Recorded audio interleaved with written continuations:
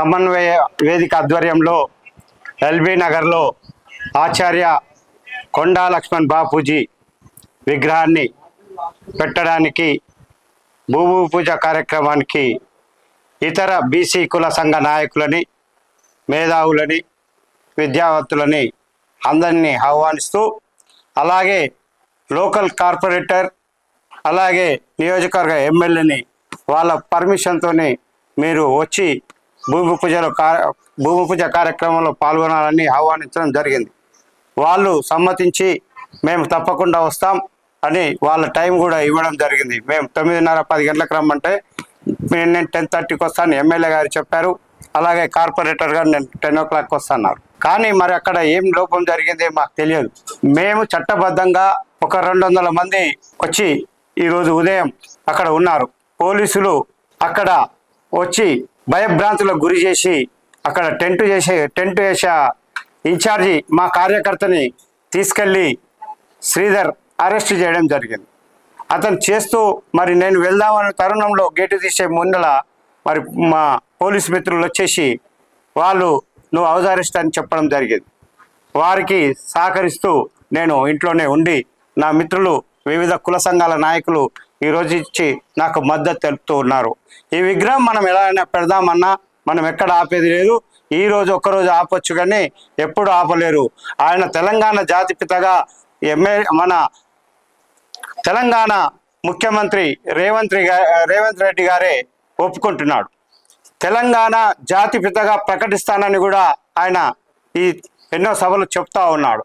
తెలంగాణ జాతిపిత ఇవాళ ఎన్నో ఒక బీసీ కులాలకు, అట్టడుగు వర్గాలకే కాదు, తెలంగాణను కాపాడుకోవడానికి ఆ రోజు మరి ఇంగ్లీష్ వాళ్ళ మీద కూడా తిరగబడ్డాడు.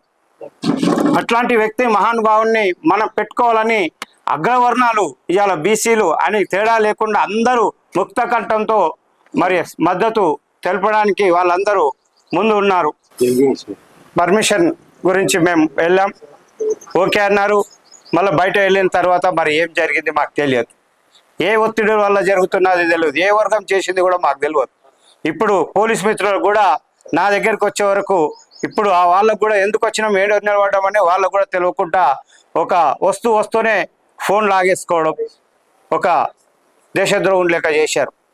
మరి ఇది ఎంతవరకు న్యాయం అని మేము ఈ సభాముఖంగా అన్ని కులాల తరఫున మేము అడుగుతున్నాం. ఖబర్దార్, మేము ముఖ్యమంత్రి గారికి విన్నవిస్తున్నాం. తెలంగాణ యావత్తు 33 జిల్లాలో మా ఆచార్య కొండా లక్ష్మణ్ బాపూజీ విగ్రహాలు పెట్టడానికి సిద్ధంగా ఉన్నాం. ఒక ఆచార్య కొండా లక్ష్మణ్ బాపూజీ కాదు, మా బీసీ వర్గాలల్లో ఉన్న మహానుభావుల విగ్రహాలు చాకల ఐలమ్మ కానీ, సర్వాయి పాపన్న కానీ, అన్ని విగ్రహాలు మేము పెట్టడానికి ఇప్పుడు సిద్ధం ఉన్నాం. మా జాతి రత్నాలు, ఆ జాతి రత్నాలని మాకు మార్గం చూపెట్టిన పెద్దలు, మేము ఈరోజు రాజకీయంగా, ఆర్థికంగా, సామాజికంగా ఎలా ఎదగాలనడానికి మాకు మార్గం చూపెట్టిన వ్యక్తులని మేము స్మరించుకోలేని పరిస్థితి తెస్తున్నారు ఈ వ్యవస్థ.